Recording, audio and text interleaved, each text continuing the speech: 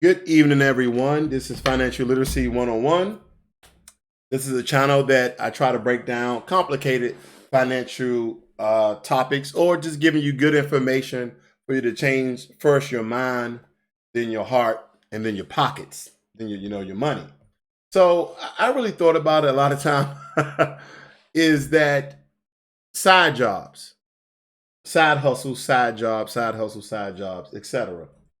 A lot of us are willing to do what it takes to invest our money to get out of debt, but we're not willing to do side hustles.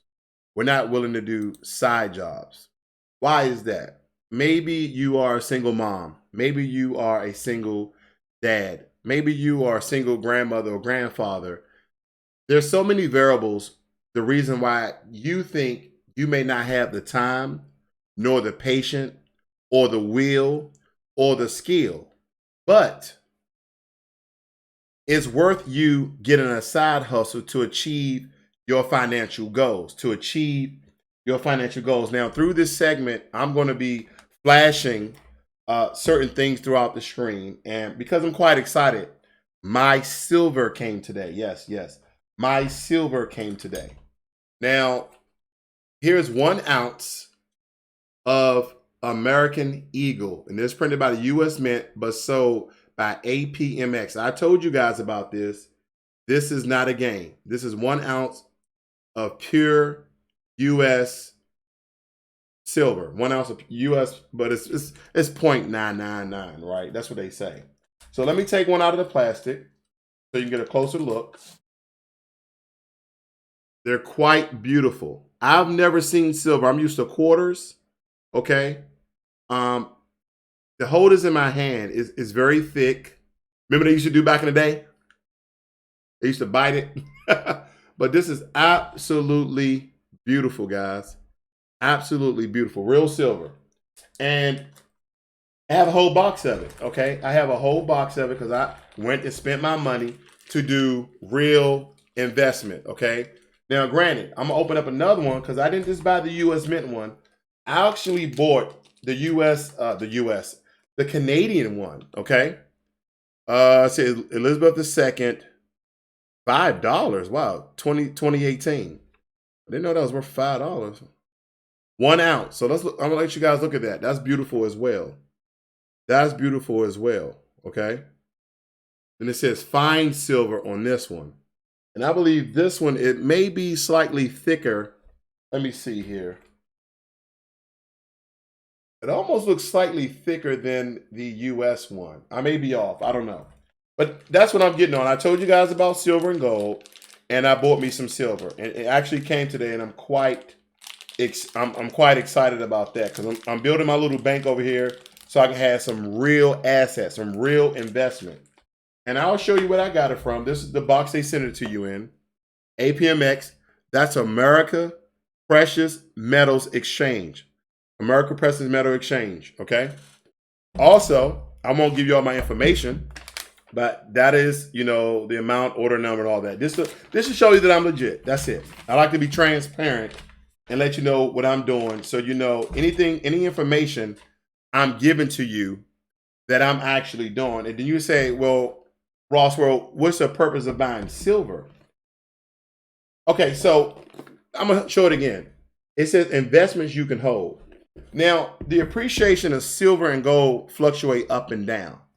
Now, at any time, I can sell this silver. So I'm waiting until this silver, hopefully one day, reaches to the point where it's upwards of $30 to $40, even $50. Okay, that is what silver is projected to go in the next 10 years because silver is a precious metal, but it's more so than gold, it's more so than palladium, it's more so than platinum. Okay, so with silver, it's the most plentiful precious metal, but it's also rare, meaning you can't find it like aluminum and other sorts of metal and iron and all those. So I'm going to hold on to it, and that's what being patient and investment is. So essentially, this is when your money makes money, and believe it or not, investments can also be a side hustle.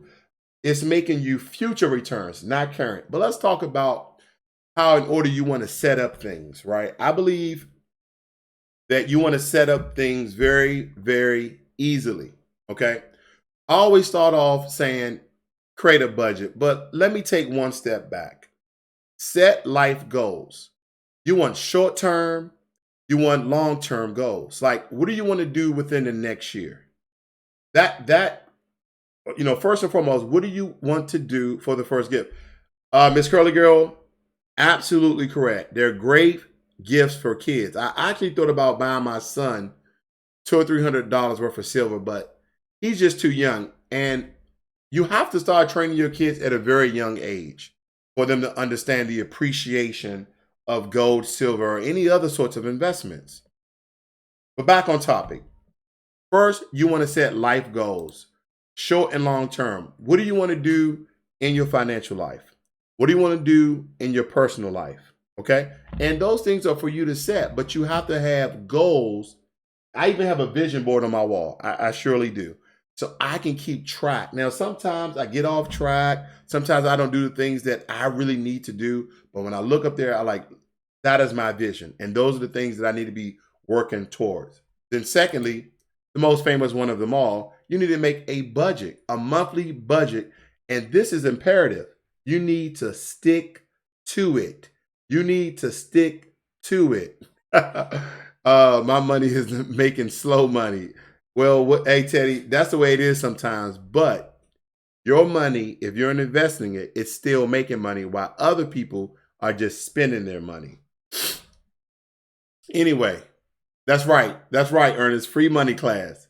Secondly, thirdly, I guess I have a list of a few things. Thirdly, pay off your credit cards in full. Pay off your credit cards in full because high interest consumer loans are toxic to wealth building. I'm going to say it again. High interest consumer loans are toxic to wealth building. It takes away from the wealth you will be building. And that could be anywhere from credit cards to student loans to mortgages. Now, there's a certain credence or precedence that you want to go in, a certain order, so to speak. And credit cards is foremost the first one you want to alleviate. There's some debt that it's okay to have. Now, what I mean okay to have, it doesn't hurt you like other debt. Like if you have credit cards and you're over 30% utilization on your credit cards, that actually hurts your credit score. Okay. So plus you pay interest on that and you don't build equity like in a home. Secondly, pay off your credit cards down to zero before your billing cycle. I'm with Capital One and Discover. So I find out what are my billing cycle. What is the day that I need to postmark my payments in order not to pay interest? I called up customer service and I just asked a basic question. And guess what? They told me, they said, sir, you need to pay by the 4th. I said, does the money need to hit your account by the 4th or it needs to be in the system that I paid by the 4th? They said in the system, paid by the 4th, meaning that when I went on side of my account, even though it's coming from my bank account where I get my direct deposit, I click pay, boom, by the 4th. On the 5th, you're going to pay interest, okay? I did that with both of my cards. I found out those days and I paid those amounts. And that is what you need to do, not to pay credit card interest. Now, when we start getting to student loans, the tricky thing about student loans is there's a couple of workarounds. I have some information, and you're going to have to do the deep dive if you want this information. And my email is blacklogic28@protonmail.com. That's blacklogic28@protonmail.com. And I have student loan information for you not to pay your student loans, to reduce your student loans. It may or may not help you. I can't promise you. You have to do the deep dive. You have to do the research. Free information for you to wipe away your student loans, okay? And then also, you can also take a class every now and again. Make it a long class, a whole semester class, right? And a very easy class, and you can keep deferring your loans. I know it's devious, right? Pay them people their money. But you can keep deferring your loans, okay? Deferment. You keep them in deferment, and you don't have to pay them, okay? And you don't have to pay them. That's just a gray area. That's a workaround, so to speak. And then lastly with that, it has low interest. when you do start paying it, okay? It has low interest. Then lastly is your typical, I won't even talk about cars. We already know that your car is a liability. And I'm gonna explain that as well. Excuse me, mortgages. Mortgages. Some of, my first belief was a mortgage was when you start paying your mortgage every month, that you are building equity inside the home. The way I look at it now, regardless if I'm building equity inside my home is still a liability. And some of you like, no, when you sell your home, if you got more money than what you paid for, it's now an asset because it made you money. Well, here's the math algorithm. Here's the math equation that you need to do. And I'm going to tell you why. When you buy your home for whatever price and you're paying that interest rate, so the amount of the house plus the interest rate, that's two. That's two things you need to calculate. The third thing you need to calculate is all of your bills for that home. And I'm going to tell you, gas for the lawnmower or the extra amount of wattage that you use for electric lawnmower or weed eater, your electric bill, your gas bill. I already talked about your electric bill. I said that twice, actually, or 3 times. Your water bill, your sewage and garbage bill, okay? And any other little specialties you may have, like GE came in and put a water softener in there, or something that's going to make your house run more efficiently, where you're paying a separate price because you got a quarter of the roof or half of the roof actually solar panel, right? Solar panel. And here's another thing. A great thing about silver, and I told you I'm going to pop this up every now and again. I should have kept one out. A great thing about silver, this is the Canadian one. The great thing about silver is that they actually use silver in solar panels. So as we move to renewable energies, guess what they're going to be using more of?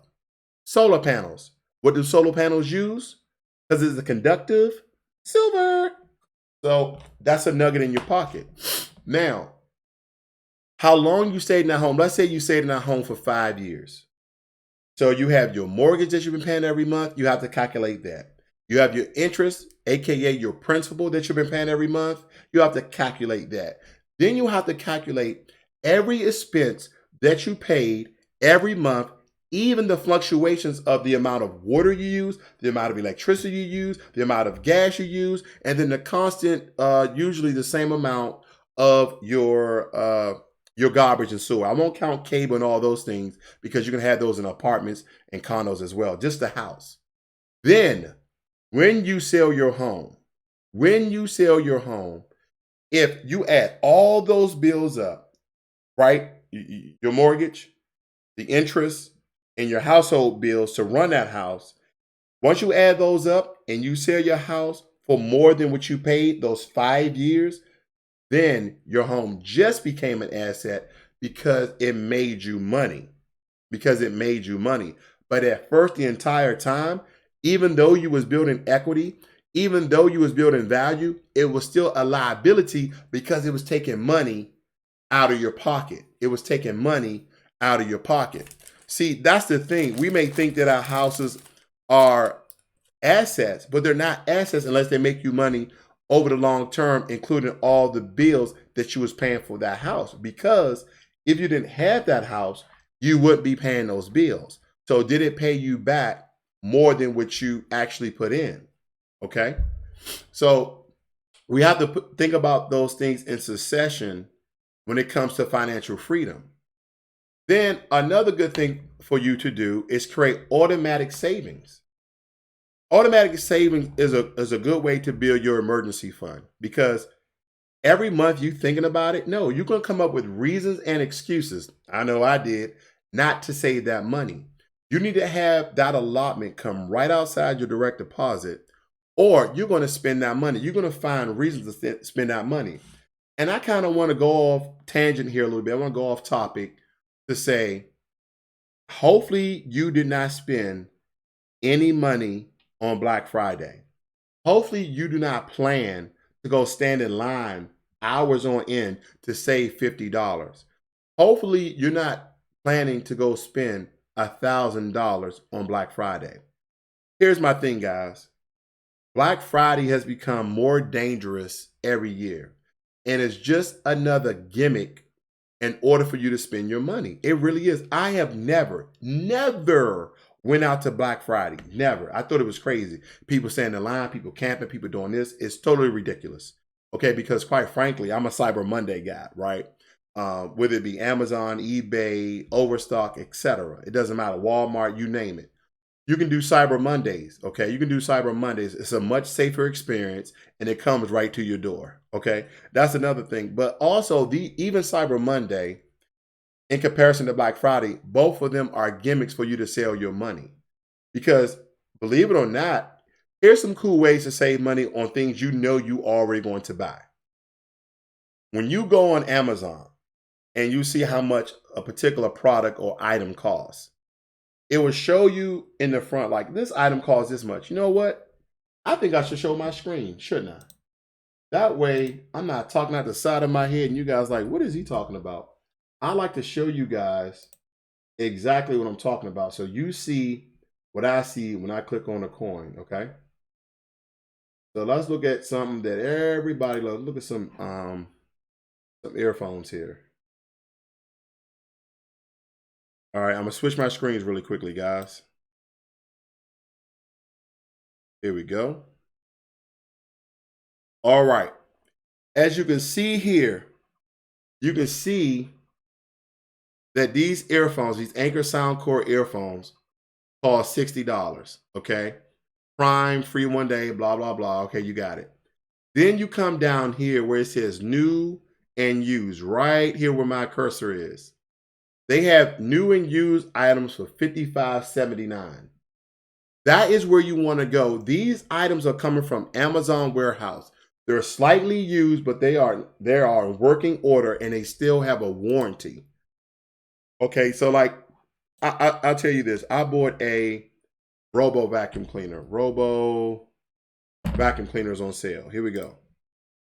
I give you a prime example. Some of these can be huge savings that you, I'm just giving you an example, guys. Now this one says, let's go into this one. This one's $300. Okay, there's no discount on that one.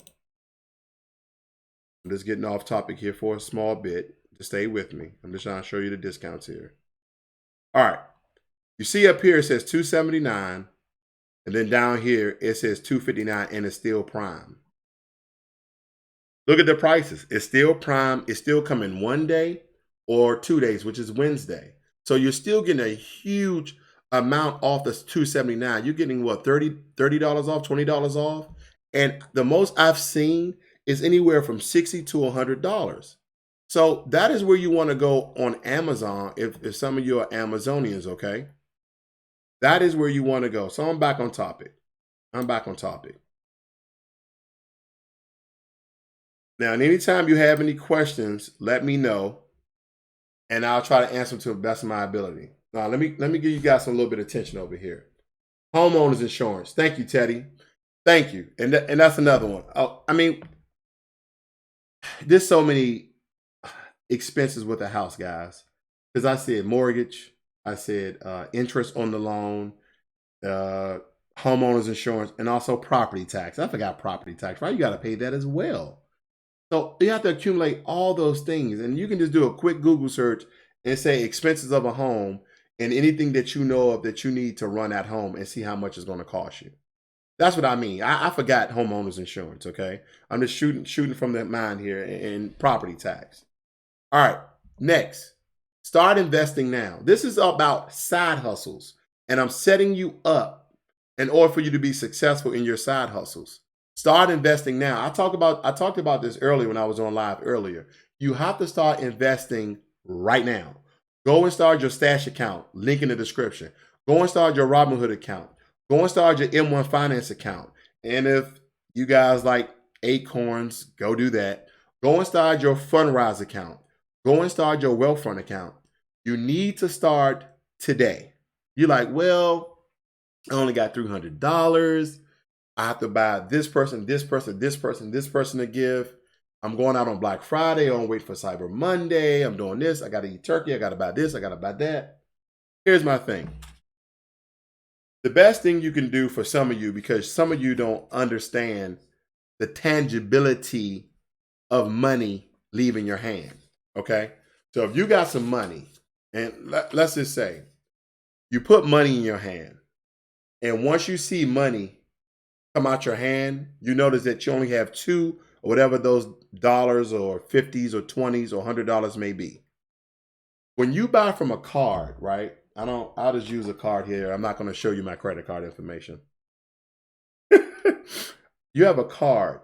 When you swiping and swiping and swiping and swiping and swiping, you only look, oh man, that's $30. Yeah, I think I got $200 or $300. If you don't look inside your bank account, you don't know exactly how much you have. And when you have a credit card, if you are not being a good steward of your finances, the only thing you are worried about, oh, okay, my limit is $5,000. I think over the course of 6 days, I bought all these gifts, so $2,000. No, you have to go in and look at your account when you are making purchases.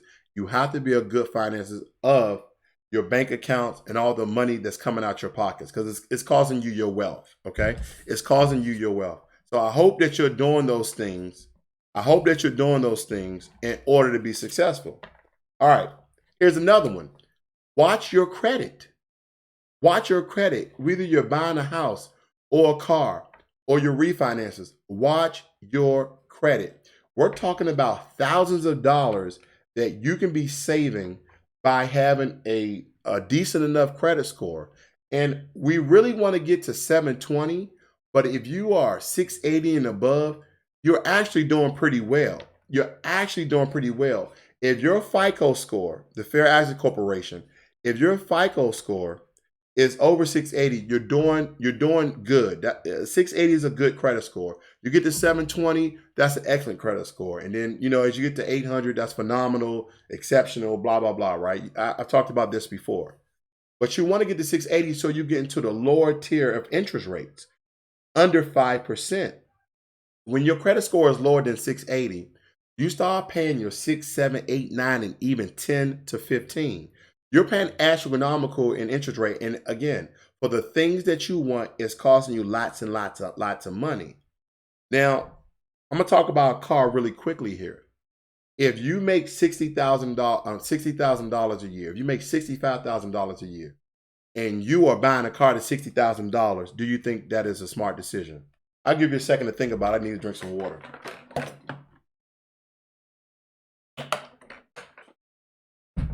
Yeah, I know. I drink a gallon of water a day. It's huge. I know. I've heard it. People talk about me all the time.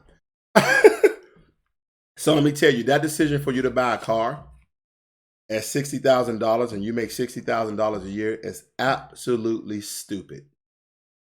Absolutely. Absolutely. Your debt to income ratio is astronomically high, and everyone in the financial world knows this. That means you're not going to get a loan, or you can get the worst loan known to man, right? Because you're not being a good steward of your finances. All right, next, negotiation. Learn how to negotiate. There's plenty of small books out there to negotiate. People at the car dealership, they hate seeing me. They don't see me much, but they hate seeing me. And you're like, well, where do you go? Do you go to the same car dealership? No, it doesn't matter where I go. They hate a person like me. First and foremost, the car that I'm buying, I know the car that I'm buying. I know where it's mostly built at. I know it's an obsession, right? I know where it's built at. I know how much it costs to be built. 9 times out of 10, I know how much they pay for it. MSRP, the manufacturer's suggested retail price, and then they tack on their dealer special package. Man, get out of here. Then they charge you for the $900 to $1,050 for destination price. So you're going to charge the patron, you're going to charge the customer $1,000 for you shipping the car here for you to sell it to the people. I'm not paying that. I'm not paying that. I'm going to tell you. I have, in my lifetime, I probably bought 6 or 7 new cars. Don't worry, I'm not making that mistake anymore. This is the old me. The last time I made that mistake was 5 years ago. Bear with me. Bear with me.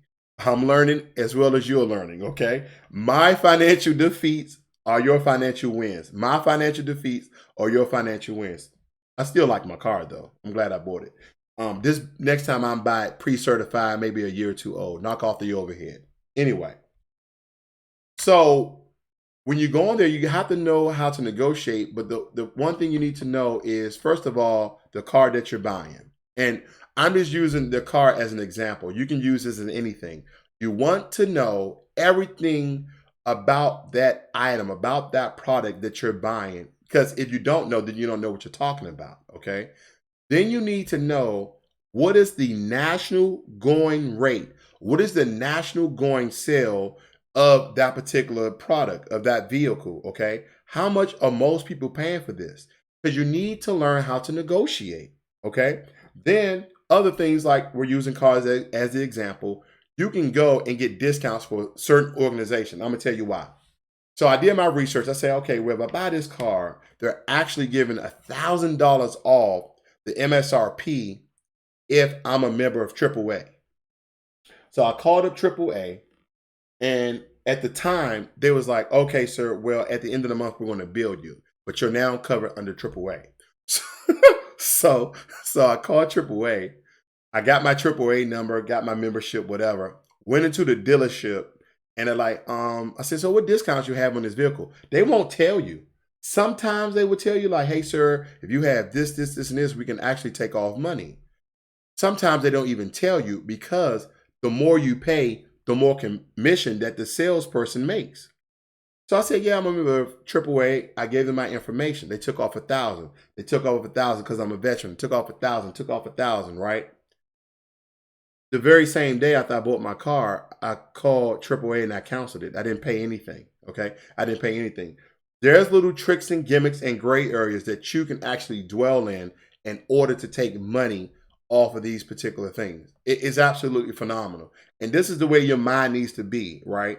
But when you're talking about negotiation, their job is to make money.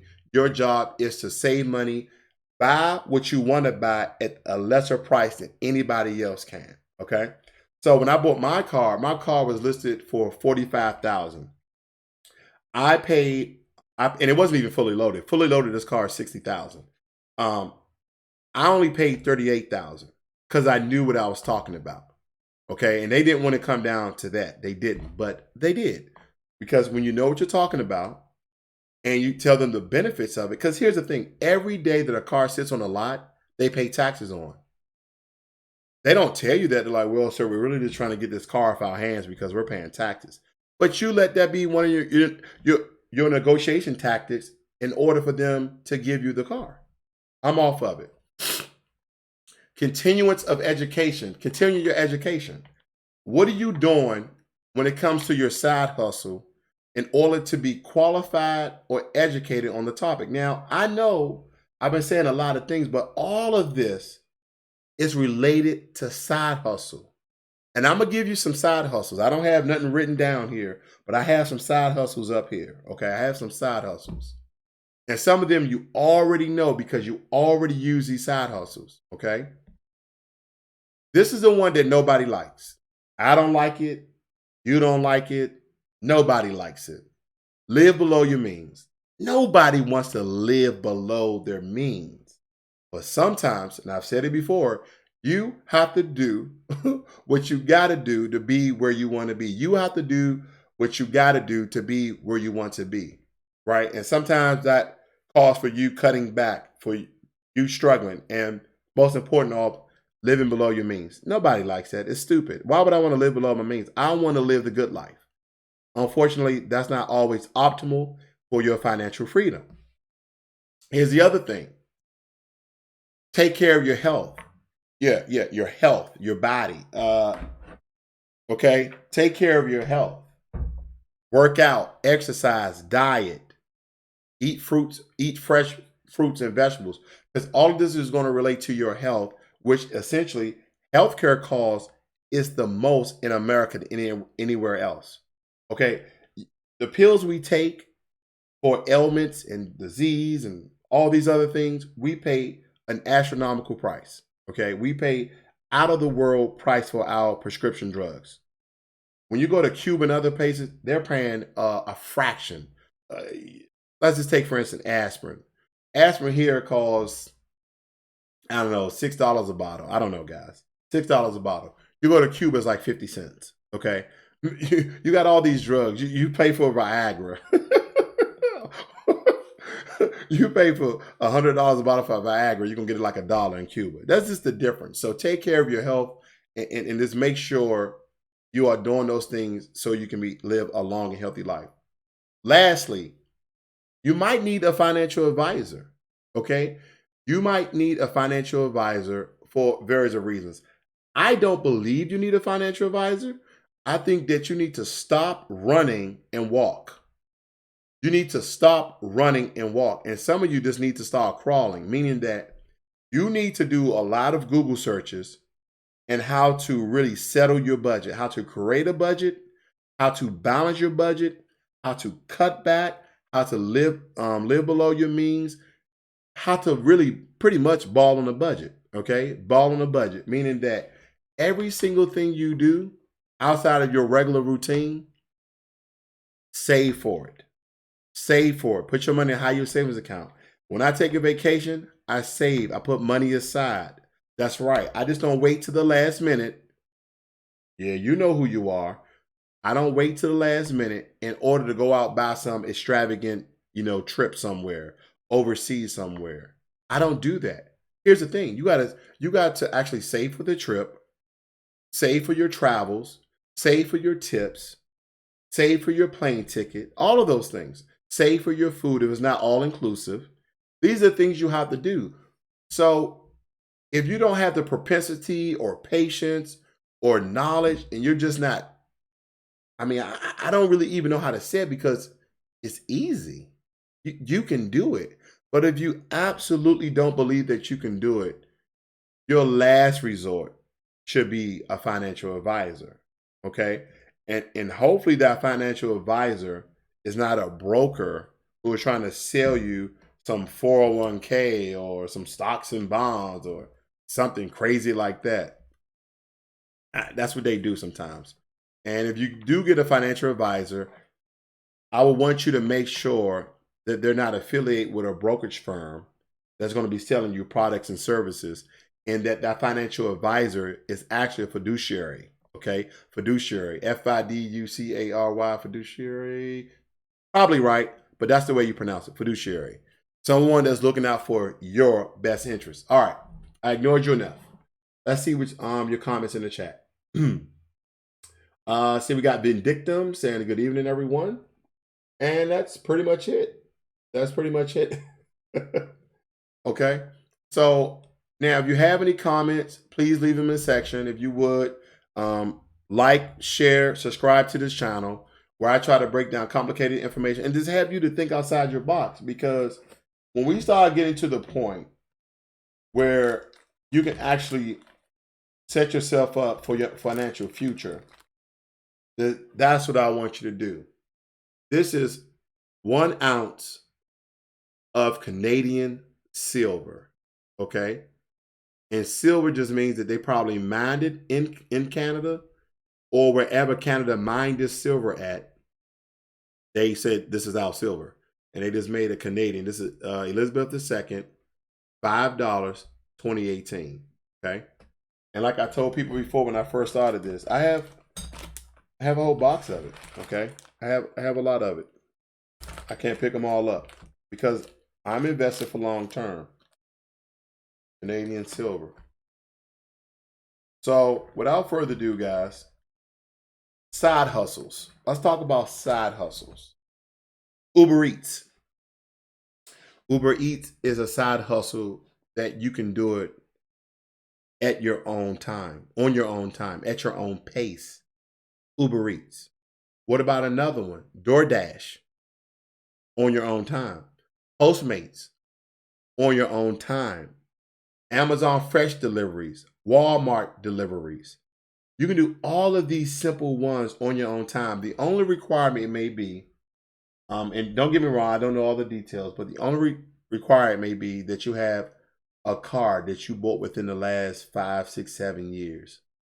That's about it. Because I've seen some old cars drive up here from Uber Eats. Because Uber and Uber Eats has different criteria. Okay, they have different criteria. I believe Uber has stricter rules than Uber Eats because Uber Eats, the guy just bringing it and you go outside and grab it. DoorDash is when they actually bring it to your door. Postmates, they actually bring it to your door. So these are side hustles. Also, Uber. So if you have a car, I believe that was built in the last 5 or 7 years, somewhere, 5 years, you can actually use your car and taxi people around and make extra cash on the side. What about this? What if you was on your way home from work and you did 2 or 3 stops for Uber Eats or 2 or 3 stops from Uber? Or what if you did DoorDash, Postmates, or just plain Uber or Lyft? Lyft is another valuable option, okay? These are opportunities for side hustles that you can actually do that require no skill, that doesn't require any more education. And some of you are like, I'm not driving people around in my car. So your car is a liability. Your car is a liability. If you're not willing to do those things, okay, and that's a sacrifice to be where you want to be, then you will never be financially successful because you have to do things you don't want to do and you have to take some sort of risk. You know, high risk, high reward, low risk, low reward. But with this is our reward. It's just going to take some of your time. It's just going to take some of your time. Here's another one. What about a mobile notary? A mobile notary where you go around to different locations and you notarize stuff. That's right. And you notarize stuff. And those people actually get paid. They get paid good money. I knew a guy a couple of years back where he solely did a mobile notary, and he fed his family, lived in a nice everything. Okay, and that's like that's all you do. He's like, yeah, man, I get paid for this. Like, okay, I thought about it. I actually thought about it, and I said, it's not me. But if something is not you, then think of another side hustles, and depending on your side hustle, it can actually turn into a business. It just depends. Excuse me. It just depends.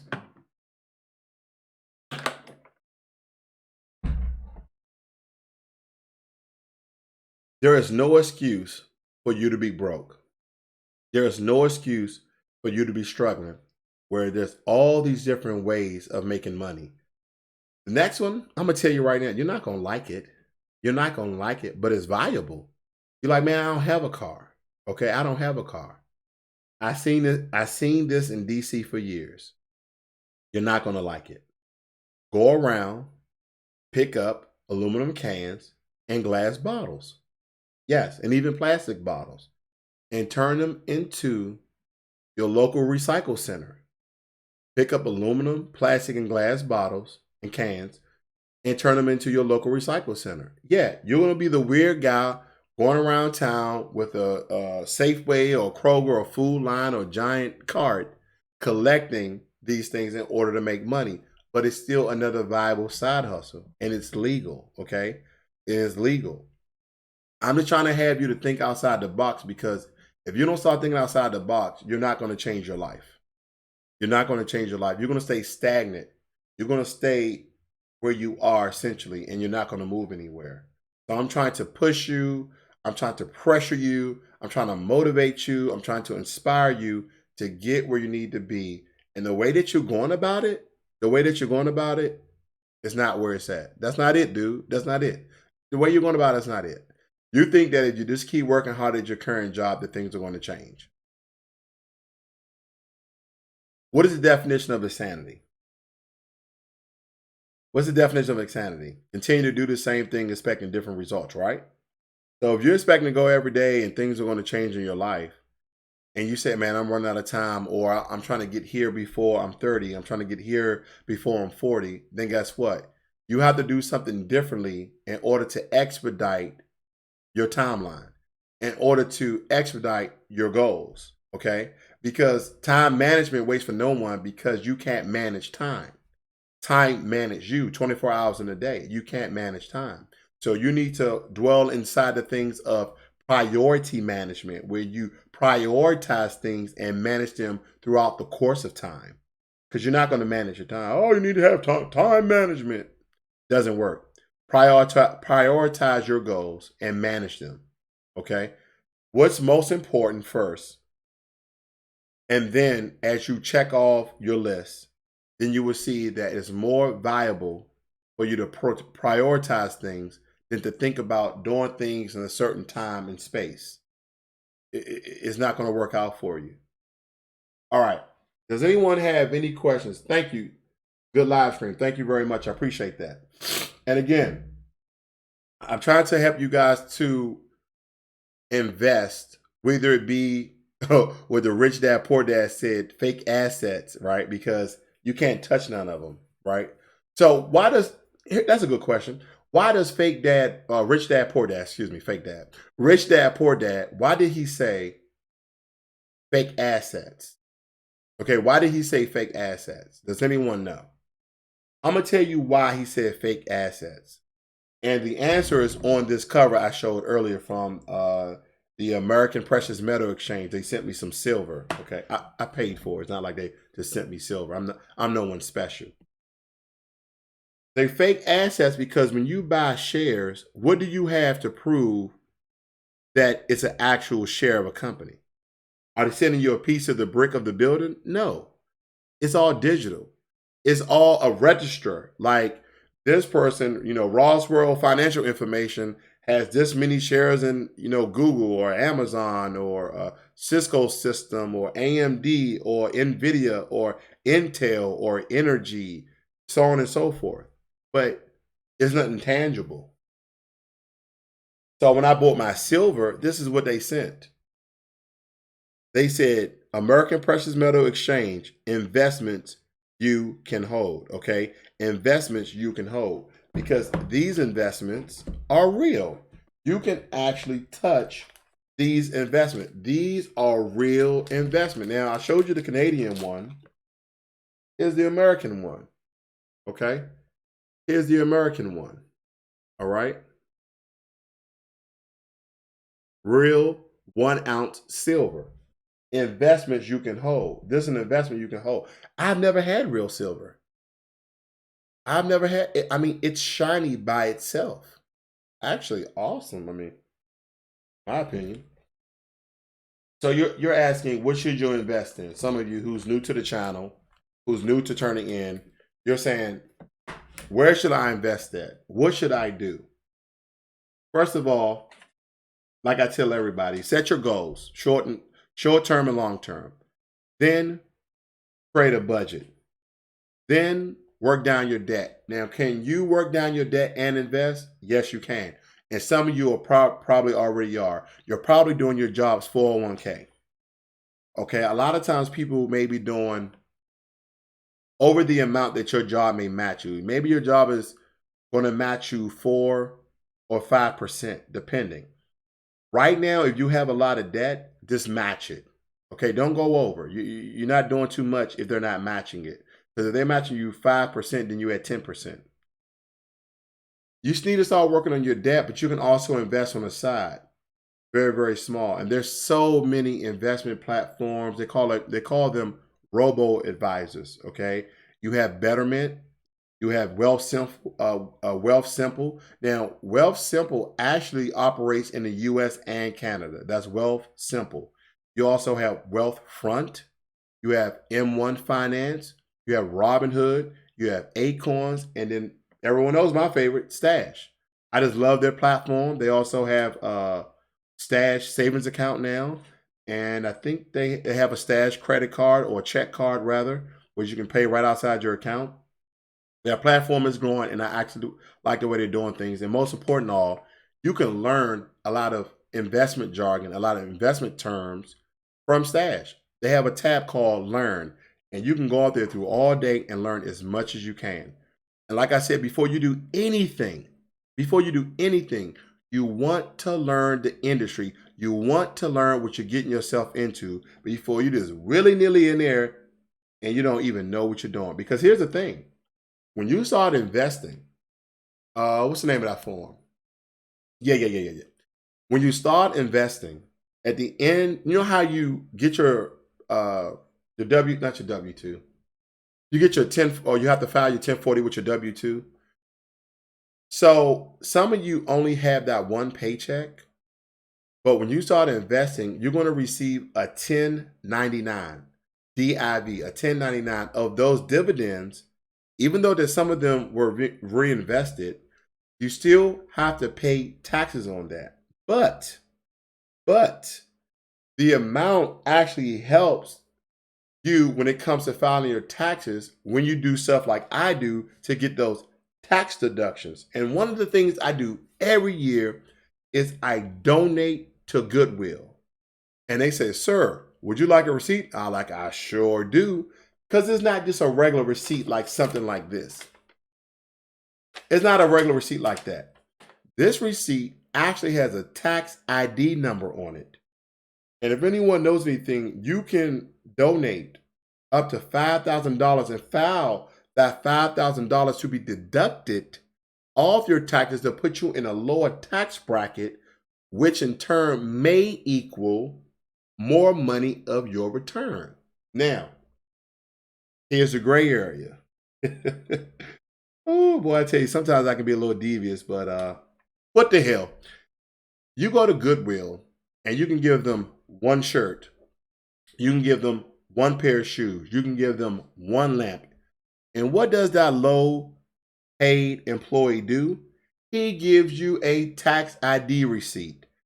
And the federal government doesn't know how much you actually gave to Goodwill. So you can just list a few things on there. I'm not saying do it.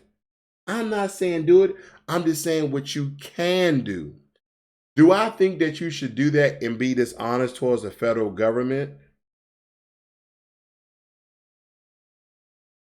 Anyway, I'm not going to answer that. I'm just letting you know some of the loopholes, which are totally legal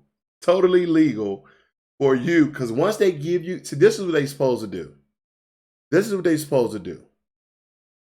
When you come in there and you donate, whatever, and I like to do the drive up, because the people in the drive up, they're like, want a receipt? Yeah. I don't ever walk in. I never walk in. I just drive past, right? Boom. I give them the items, and I'm not gonna lie, I donate a lot of stuff every year. Stuff that's too small or too big, clothes, etc., furniture, anything, right? So I go every year. They give me the tax ID receipt. I fill out stuff. Most of my stuff come up to $4,900 and some dollars every single year. But anyway, the way they're supposed to do it is the items that they sign it, right? They sign it with their name. The items that you actually donated, they're supposed to write them down. Then they supposed to do a closeout. They're supposed to put lines and put nothing else follows, or cross it out like nothing else remains. Nothing else follows, nothing else remains. And they sign it, give it to you. So you can't do nothing. You try to write between the lines. When you scan it and you go TurboTax or Jackson Hewitt or TaxWise, whatever tax platform you do, or you just go right to the IRS and do it on their website, you know that's going to be bogus and it's quite fraudulent. That is what they're supposed to do, but not too many Goodwills do that. So you can actually capitalize off their mistakes. How do you think people make money in America? Okay, it's called the financial intelligent versus the non-financial intelligent, or financially dumb. Financially intelligent makes money off the financially dumb. So what that's basically saying is that people capitalize. What type of society we living in? Oh, a capitalist society. So people capitalize off people losses. So what you need to understand is anytime someone gains something, okay, somebody loses something.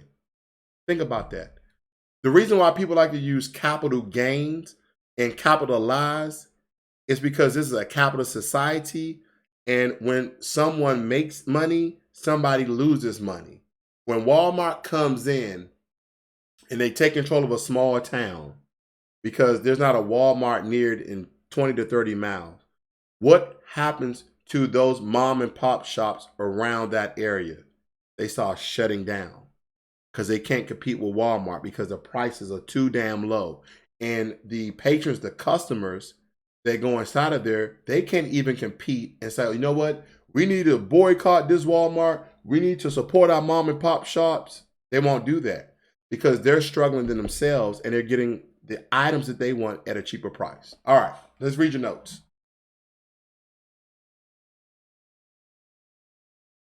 Okay, Miss Curly Girl says, I do mobile notary. I get $150 an appointment. Okay. Miss Curly Girl, I really think you should advertise yourself. Tell people what state you're in. And if you have a business email, I will list that because they might need a mobile notary. You know, let's keep the money in the family. This is Financial Literacy 101. I'm Ross World. My channel used to be My Money Makes Money. Still the same information, still the same person. But you're a moderator, Miss Curly Girl, and I really, really need you to put what state you're in and also your business email so people can reach out so y'all can keep money within the family. All right, what else I got? Money King Kivo. I always preach to everybody. I know they should invest while spend money on a company when you can own part of the company. Okay? Warren Buffett does it the most. He goes in, he said, you know what? I'm about 50 million shares. So now he automatically becomes part of the board of directors and goes to the meetings and make changes for that company. But he's owning the company. What's going on, Ashley Hawkins? What else you guys got? Let's see, stash 2. Okay. When you are broke, the last thing you want to do is waste your money by throwing it away on things you don't understand. Truly. All right. I never knew what was a 1099 form is. I hear it's basically taking money away from you. You have to file for it, right? Because when you invest, you're making money off your investments, right? You know, that DIV, that 1099 DIV. So if you don't file the first year, you have to file it the second year. So it's going to take the same money. But it's not as much money as you would have made in the market, because then it would be a disadvantage of, you know, you being taxed. Yes, the federal government wants their money. And here's the thing about being financially intelligent about this. How are you going to save money without paying taxes? Matter of fact, here's a better question. Tell me how you're going to avoid taxes.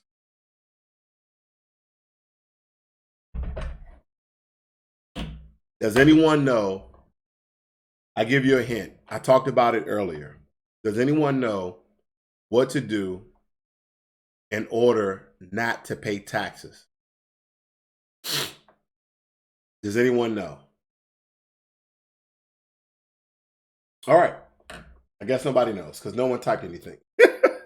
So earlier I talked about opening up an LLC. The first thing you want to do is get the EIN number, which is your company's social security number. Then you want to register that company with your state to make sure nobody has that company's name. And then you want to, when you do your EIN number, the IRS is going to ask you, what is your taxation pass through? Okay, your taxation pass through. Is it going to, and have 3 choices. Is it going to be just you? So it's going to be a sole proprietorship LLC / individual. Number 2 is going to be an X corporation. We're going to talk about mainly you're going to be trading, right? Trading stocks and investments. Or number 3, basically a corporation. Now, I'm not going to break down each entity, but I'll tell you like this. The first one, I wouldn't do it all. So have somebody that you want to go into business with. Or quite frankly, when you register with the IRS, they don't even ask you the other person. They just ask you about you. They ask you how many people. You want it to be the multi corp LLC, the multi LLC, which is 2 people or more. Okay?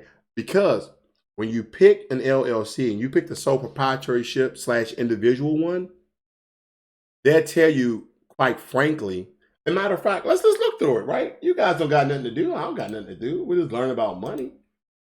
Look, you know, let me see if I can pop this up. Let's see. I'm going to switch my screens again here, guys. We're going to go to irs.gov. We're going to fact check everything I'm saying. Here we go. So if you notice from top to bottom, I'm at irs.gov. And I'm going to click apply for an employer ID number, okay? Again, this is your business social security number for your business. So yeah, you can read all through this, blah, blah, blah, blah, blah. You can read all that. How long would it take to get a number? Do you need EIN? Let's go to, do you need an EIN? Okay. All right. Do you have employees? Yes or no? Do you operate your own business, a corporation, or a partnership? Okay. All of this is just good to know information. I'm gonna go back. Apply for EIN. Determine your eligibility. You can read all through this information, okay? All through this information, and then you apply online. Everything is done right here through the IRS. And like I told people, I just did this today, and it took me 5 minutes, okay?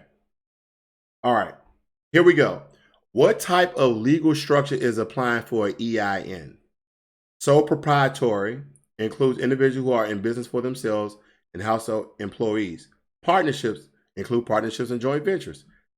As it says, corporation include S corporation, personal service corporations, real estate investment trusts, regular investment conduits, and settle funds. Okay. Then you have your famous limited liability company. It's a structure allowed by state statute and is formed by filing articles of organizational stake. So you click LLC. Continue. Then you read what all of that is. Let me see if they have any pertinent information here for you. For federal tax purposes, here we go right here, right? For federal tax purposes, an LLC may be treated, here's the thing, may be treated as a partnership or a corporation or be disregarded as an entity separate from its owner. An LLC can have 2 or more members, that's multi-member, or 1 member, single member. Okay, so you can have an LLC and be a single member, or have more than one with a multi-member. You can also have an unlimited number of members.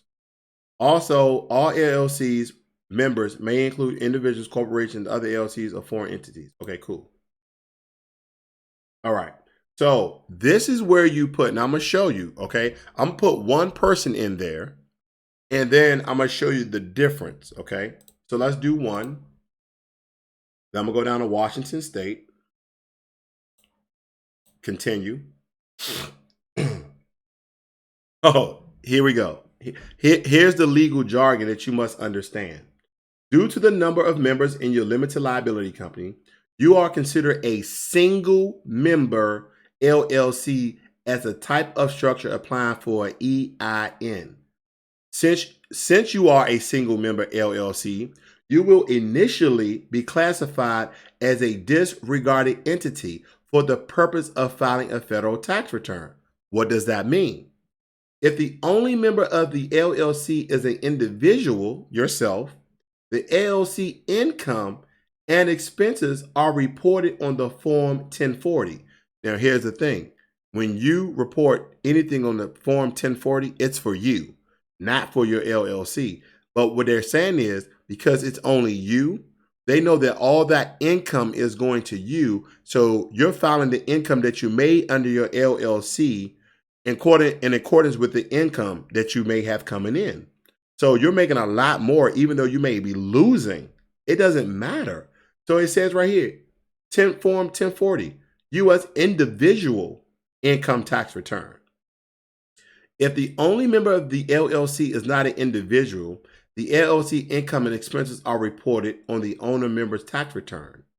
Okay, you heard what I said. You're gonna still use your 1040 U.S. individual income tax return if you are a single member LLC. Let's change the type. You go back here, we read all of that. Then we come back and we say 2 members, just 2. You and a buddy, you and a girlfriend, you and one of your buddies. You and your mom, you and your father, whatever. Then you say You are in a community property state. Tell us more about the two-member LLC. Is the member a husband or wife? Okay. That means that when you're in a community property state, I'm taking half, Eddie. I'm taking half. So no. Continue. All right. Due to the numbers of members in your LLC, you are considered a multi-member LLC as a type of structure applying for an EIN.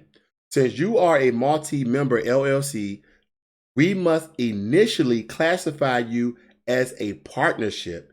If you do not wish to accept the default classification of partnership, you can file blank, blank, blank, file blank, blank, blank, blank, blank. Okay, if you need to change your structure, we recommend you do so, etc. What are we missing here? Did you see anything about filing a U.S. individual tax return? No, you didn't. Okay, no, you didn't, because you can hide your income. I shouldn't say hide. I always say hide. File your income and your debt in your LLC. Okay.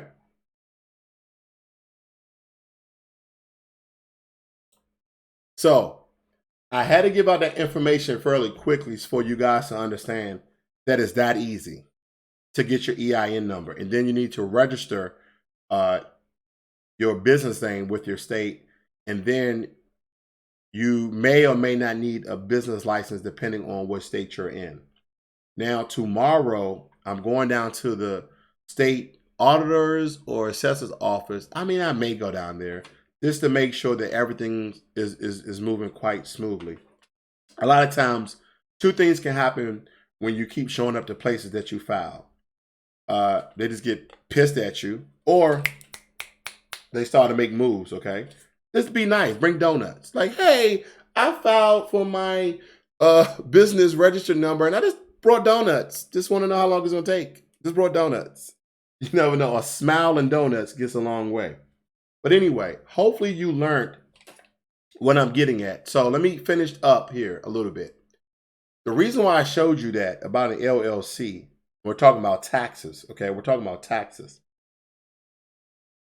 What the rich do is anything that they have, they throw as an asset under the LLC, not under them. So they're not being taxed as an individual. They're being taxed as an LLC. They have a lot of tax benefits and they have a lot of tax deductions of it being an LLC. If you understand what I'm saying. So when you throw things under your business, like I talked to a buddy of mine today, he told me my house, his single family home, is under an LLC. And I said, well, how did you do that?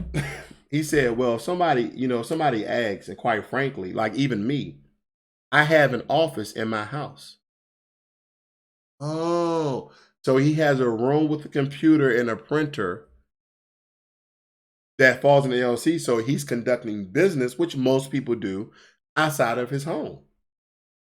So because it's the LLC, right? And here's the thing. Here's the big point I'm making. When you have an LLC or you have a corporation, okay, you are employing people.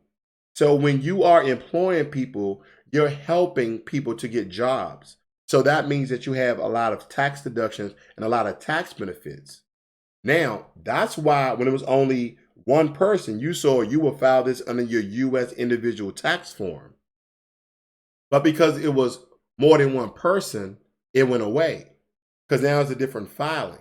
And quite frankly, if your business is not profitable, you don't pay taxes.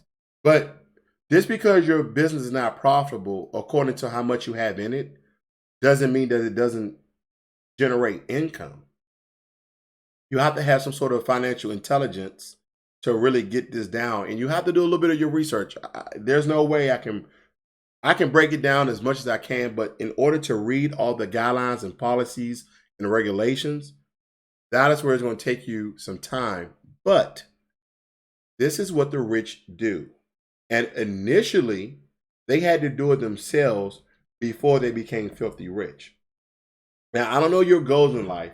My thing is to live better each day. It's to live better each day. You know, it's like George and Weezy. I'm trying to move on up, you know. trying to move on up. And that's the thing about George Jefferson. In that show, he owned a string of businesses, of dry cleaners. See, right there should have been subliminal messages to you to own your own business. To own your own business. Because when you employ people, you make good money. Okay? I can't really say you make good money because you employ people. Let me back up. When you employ people, there's a lot of tax benefits to that. Let me read your notes. I'm going to need help with an EIN. What website you on? IRS.gov. That's IRS.gov, and that's the Internal Revenue Service. The people that you love to see every year. Getting close to that time. Ante up. This is from Teddy. So if you have an LLC, you come use your job income as income for your business and write off stuff like the internet. Is that a question or a statement? Because you can. Because you can. See, however you fund your LLC is on you. No, most people, depending on how much you make, they may use that money to run their business. But once you run your business from that amount of money, then you can hide that debt that your business may be in under your LLC because you may not be profitable, right? You may not be profitable. And so because your internet is under your LLC, right? Because you need internet to conduct your business. Yes, you can write off your internet, okay? And again, your friend here is Google, okay? I'm just giving you the sound bites, okay? I'm just giving you the entree, so to speak. I'm not giving you the full meal, but there's plenty of people who write off everything. They write off everything. They write off their food because they say that they're feeding their employees, okay? Certain businesses will order food for the holidays for their employees. They'll do catering business. You think they're paying for that? Any money that they use on their employees, they write it off.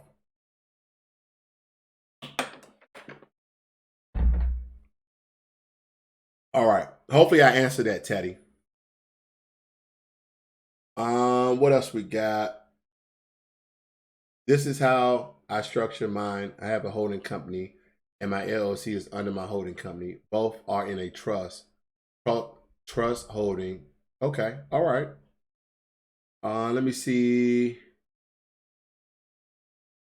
Again, Miss Curly Girl, you said that you're a mobile notary. Don't forget, let people know what state you're in and one of your business emails. That way you can help. Oh, you did. I'm sorry. Okay, the name of hers is MCG Mobile Notary, LLC. And she's in Georgia. Okay, she's in Georgia. She says she only do mortgage loan signings. And her email is simple, mcgmobilenotary@gmail.com. That's mcgmobilenotary@gmail.com. And I'm going to get into, I like the way that Miss Curly Girl has her business structured. It's very, very complex. And I'm going to, in another video, because I'm already over an hour here, guys. I try not to do too long after an hour. But there's a reason why she has her LLC under a holding company, then has all of those inside of a trust. She know what she's doing, okay? She know what she's doing. Ain't nobody touching her money. So that's good information. If anything, okay, she put the information down there. My corporate veil can't be. She said my corporate veil can't be penetrated. Like I said, she knows what she's doing, and I thank you again, Miss Curly Girl, for moderating during this session. So, all right, guys, I'm about to get out of here. Hopefully, you learned something today about side hustles, about LLCs, about investments, about setting goals, etc. This is Financial Literacy 101. I'm Ross World, and you guys have a great evening. I'm about to go watch some football. It's the Ravens. They're about to whoop somebody's, but I forgot who. That's all I cared about was the Ravens. I'm not a Ravens fan. I'm a Giants fan. All right.